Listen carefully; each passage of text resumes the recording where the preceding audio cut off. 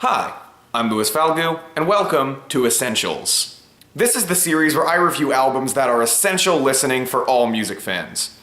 And today I've got Soundtracks for the Blind by Swans. Now, Soundtracks for the Blind was the final album by Swans before their hiatus that lasted from 1996 to 2010. And this album is almost a compilation album. It doesn't play like one, but in the way it was compiled with a bunch of music that Michael Jarre and Jarboe had made on their computers, actually, and as well as some band material, which leaves it to being a very eclectic mix of music, to say the least. It's 2.5 hours long, which is still their longest album. And recently they had that trilogy of albums, all of which were over 2 hours, or at least 2 hours. I think maybe a little under, but around 2 hours each. Still didn't even come close, because it's still 30 minutes longer. And it's got a ton of ambient soundscapes on it, as well as weird little experiments, and 4 what I would call centerpieces that are just these post-rock masterpieces. And it's important to mention the album in those terms because Soundtracks for the Blind is, above all else, an essential post-rock album.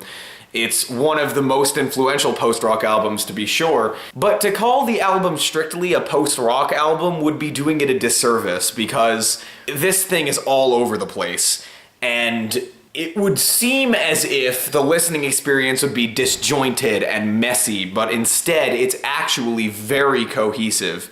Because yeah, the album is huge and really long, but in that length, in those 2.5 hours, it runs the emotional gamut. I mean, every emotion you can think of is somewhere on this album.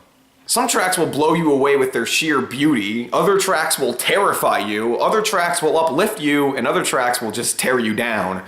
To call this an emotional roller coaster is a bit of an understatement.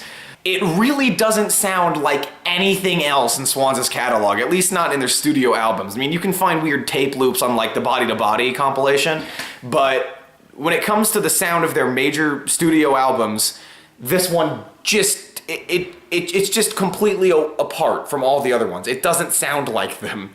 Of course, there are moments that recall Swans' other work, but not very many. And they're surrounded in music that Swans hasn't made since or before, once again, at least on their studio albums. The album opens on the ethereal Red Velvet Corridor. This track is beautiful, but it's also haunting.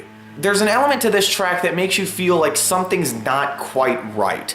Be it the weird choir sound underneath the track, or the shots of feedback that occasionally pierce through. It just feels like it could fall apart at any second. And then the album goes into I Was a Prisoner in Your Skull, which is one of the best tracks here, and it just blows me away every time. But keep in mind, this track isn't going to set you back at how massive it is, because this is really stripped back. The opening of the track is entirely ambient, and then it gives way to a drum pattern that eventually fades in and is really the first moment of the album that really rocks. But then that gives way to a field recording, it sounds like it was from an interview, of somebody, maybe he's talking to somebody else, maybe he's talking to this person, or I don't know, but he's referring to somebody who is more fucked up than him. And when he says fucked up, he is referring to their mental state. It's kind of funny on the first few listens. He's saying you couldn't figure out how to use a fork, you couldn't turn the shower on, you couldn't figure out how to turn on the car. But then when you listen to it more and more, you realize it's actually deeply sad. Both of these people, the person speaking and the person he is speaking to or about, are mentally regressed. And they're arguing with each other almost over who is more mentally regressed. This track almost summarizes the album because you're going to get more of these vocal samples throughout the album. Some of them sound like they may be coming from the same person, others from a different person, and some from Jarboe's mother and I believe Jarre's father. And the next track is the emotional behemoth, Helpless Child.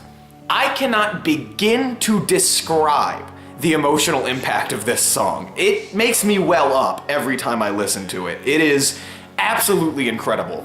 So I would say about the first half of this track is the song section, and it's very stripped back. You get basically the same acoustic guitar pattern with this synth that comes in to color it out over and over and over again. And it just creates this hypnotizing sound. But it sounds beautiful. It's not like it gets boring at any point. And the lyrics that Gerard is singing over this are deeply poetic. It's hard to tell exactly what he's trying to say, but we do know this. He is in a position of suffering. And it sounds like he's suffering by the will of somebody else. And he's just begging this other person to nurture him, but it sounds like they're not. For example, when he says, "You feed me with gasoline, I'll burn my name in your head." You see that there's this relationship here that one person is giving Gerard something, although it's not something healthy for him. And he's just begging to be a part of this person's life. After this lyrical passage, which I can't stress enough how fucking incredible it is, we get this instrumental buildup that takes about 7 or so minutes, and it's very, very slow. There's this floor tom pattern that leads into a crash cymbal over and over and over again. And as this is happening, we're hearing more and more instruments come on, but they're all adding very little. There isn't a point where something comes in and overpowers this build. It never really plateaus, too. It's not like you get to a point where it's like, this is what it's all been building to. No, quite the opposite, in fact. Instead, it just keeps building until it stops. And the best part here is when this synth lead comes in that just, oh my god, it manages to be so crushing, but barely anything's really going on. Just an amazing track. Now, after this track, the silver disc continues to bring you on a journey. The next song here is Yum Yab Killers, which is actually a live recording, and you know, the sound quality isn't fantastic, but the power of Jarbo's performance on this track just totally shines through. She is just yelling into the microphone, overpowering everything else. The drum pattern is repetitive, but it's grooving. And as she's screaming these lyrics, you're sort of just... I find myself just pushing further back into my chair to just like give her some space, you know? And if you like this track, definitely check out the version on the live CD Swans Are Dead, because it's a little better in my opinion. Now the next track, The Beautiful Days, is an amazing ambient piece, and much like Red Velvet Corridor, it's both beautiful and terrifying at the same time. There's this sample, it sounds like a child singing, or it could just be a sample that's pitched up. And this sample just flows over this eerie synth line at the bottom. It sounds like it's just coming in waves. This track just kind of flows over you that way. And then by the end, we get a field recording of somebody saying that maybe he's talking to a relationship counselor or something, I really don't know. But he's saying he wants to listen to the man, and we don't know which man this is, he wants to listen to him masturbate and say disgusting things. The next track, Volcano, is another Jarbo song, and it's one of the most interesting experiments on the album. It is a track that mixes terror and sexuality. It sounds like a Eurodance pop song that you would have heard in the late 90s, but filtered through a very fucked up lens. I mean, you've got this pounding drum line going over and over and over again, but then sometimes it'll be reversed and played backwards for a lengthy period of time. It just creates this really hypnotic and weird effect that the track just never lets up. And then Jarbo comes over this singing very seductive lyrics, but they're also a little creepy. It's like you don't really want to get involved with this, but it sounds interesting. Jarbo sings, "I'd like to eat her breasts and know God." I'm not sure what she's referring to there, but I don't know if I want any part of that. Now the song All Lined Up is one of my favorites here for sure, because God, it is fucking strange. Probably the strangest track on the record. Now Gerard sings the verses over this very strange instrumental passage with like bells going from ear to ear and this weird ambience at the very bottom of the instrumental. Meanwhile, he's in one ear singing his lyrics through this weird vocal filter that makes him very hard to understand. But then, in a very weird transition, it's almost a non-transition, after the, I guess you could call it a hook, of the vocal part here, it just immediately switches into this immense rock instrumental. This thing just sounds fucking huge. It rocks. I mean, it is amazing. But then, when this passage is over, it just stops in its tracks and goes back to the passage where Gérard sings again. It's really odd, but it works, and I don't know how. It almost works from the sheer fact of it just not even trying to work. These two instrumental sections are not trying to live in the same space. They are like competing with one another. And God, it's fucking awesome. Now, disc 1, the silver disc, closes with Animus, which is another one of the 4 centerpieces that I talked about earlier. The verse is similar to Helpless Child in that Gérard sounds like he's wanting something. He really wants somebody. He sounds very alone. And then he just starts singing, screaming out your name, while the instrumental starts exploding underneath him. It sounds like fireworks going off in all directions. Electric guitar comes in to color it out, but the drums aren't like going into any kind of beat.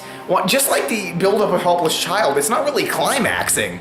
It's just building and it's exploding and expanding. And the rest of the track, it just keeps blowing up all around you. It just sounds like the thing is falling apart. It is a monstrous build, but once again, it doesn't build to anything. It leaves you feeling empty. And I think that was the point, because it really reflects the lyrics here. He's screaming out your name, but whoever he's screaming to never calls back. So now we get into the copper disc, which opens with Red Velvet Wound, which connects itself to Red Velvet Corridor as the opening track from the silver disc, in that it still has that choir sample at the bottom. But this time it's more of a song. It's like this harpsichord tune with Jarboe singing kind of joyously over it, but it once again sounds very ominous, which brings us into The Sound. One of the most cathartic pieces of music I have ever heard. This song also is sorrowful, but not in the same way as Helpless Child and Animus, because it sounds like there's some hope here, or at least there was hope here, but it's almost been lost. And this song just continues to build. It's a constant build, and as it builds, it begins to feel like you're just driving away into the distance, escaping your past. That's the image that always comes into my head, just somebody driving and escaping their past, because that's what the beat is. It's a very driving instrumental. It keeps moving forward. It's not building up, it's building forward in a way. And this track really does become intense. It's like an outpouring of emotions, just getting bigger and bigger. And eventually this gives out, and we're left with an outro that sounds like the beginning of the track again. And that's it. Honestly, if you ever need to just let your emotions pour out, I can't think of a better track to do it to than The Sound. Her Mouth is Filled with Honey is the next track here, and this is probably the most terrifying ambient track on the album. The sample here has a father, I guess, talking about his daughter who he found laid out on the bed. I don't know what she was doing. He found like incense burning. I don't know what scene is going on here, but the instrumental almost makes it sound like she fucking died or something. There's like these chopped up vocal samples that sound like they're coming from Jarboe, that come in and are so goddamn loud. It's almost like a jump scare. This is an awesome track, especially with like the bells hanging in the distance the whole way through. It just sounds fucking great.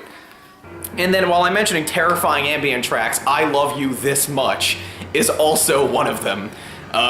This track, it sounds like it has organs in the distance at one point, but this fucking track, it builds into an absolute hulking monstrosity of an ambient piece. It's like layers upon layers that you just can't dig through. It sounds like it's burying the listener almost. And it's really scary the whole way through. Like, it feels like you're about to die listening to this track, and it just keeps going. Now, YRP is a reworking, I mean, it's almost a completely different track, but it's a reworking of Your Property from Swans' second album, Cop. But unlike that version's fucking disturbing in its own right, that version just pummels you, like a lot of their earlier work. This track builds to do that, but for a lot of it, it's very hollow, And, Jarbot's kind of just speaking, or she really is just speaking the lyrics here, speaking about being, like, she's your property, like she's given herself up to you. It brings out the same oppression that you feel in albums like Cop, but just in a different way. Especially as it builds into these, like, passages where it's just this one guitar chord getting played slowly over and over and over again, as the drummer just hits the crash cymbal on every single chord. This part definitely pummels you in. And I find it to be much more effective than the way that Your Property is on Cop, in doing that at least. It feels even more oppressive when you get to these points. Now, the final centerpiece, as I was describing them track here, is The Final Sacrifice, which is also the most sparse. As far as the percussion goes, it's very light on the entirety of this track. We've just got vibraphones, I assume they're vibraphones, here to color out the sound. This very, very repetitive and soft guitar pattern, or bass pattern, actually. It's probably a bass pattern, I'm sorry. Whatever the case, there's not much. And Gerard just kind of moans over this. He just moans the lyrics over this, but then every now and again, he'll just yell the lyric really loud, and the instrumental will follow too. The crashes, they'll just start going fucking nuts in the crashes. I mean, it's really jarring. Like, it will probably make you jump. It is very loud, and he just yells these lyrics with no fucking introduction. He does this like 2 or 3 times on the entirety of the track. It makes the whole thing worth it. I mean, these are powerful moments. Absolutely incredible. And then the album closes on Surrogate Drone, which is just a 2-minute drone. That's it. It's just a drone. And, well, I guess like the last few seconds, like this mechanical sound, sort of, and then it just ends. And that's how Soundtracks to the Blind ends. Honestly, I am enamored with that ending, by the way, because you can't end an album like Soundtracks for the Blind on a song. You can't sum up Soundtracks to the Blind. So it just doesn't. It just ends on one note. One long, drawn-out note. A drone. Absolutely fantastic. I cannot sing the praises of this album enough. I mean, this thing is incredible. Yes, it's really long, and it's really inaccessible. It took me a lot of listens to really understand what was going on here. Not because the music is that out there, I mean, it is. It's just like, for Swans standards, this is a very mysterious record, I guess is the best way to put it. It's hard to really pin down. And in order to get a grasp for what's really going on in this record, you have to listen to it a lot. And that's dedicating a lot of time. This is a long record, but I assure you, it is well worth it. This album is incredible. I absolutely love it. And it is an essential that all music fans need to hear. This has been Essentials. If you'd like to see me review your favorite Essential classic albums, please put them in the comments section and I will be sure to consider them. As always, if you want to see the score for these albums, as well as track ratings or whatever, you can go to my Rate Your Music page, which will be linked in the description. Bye, guys. The children were soft.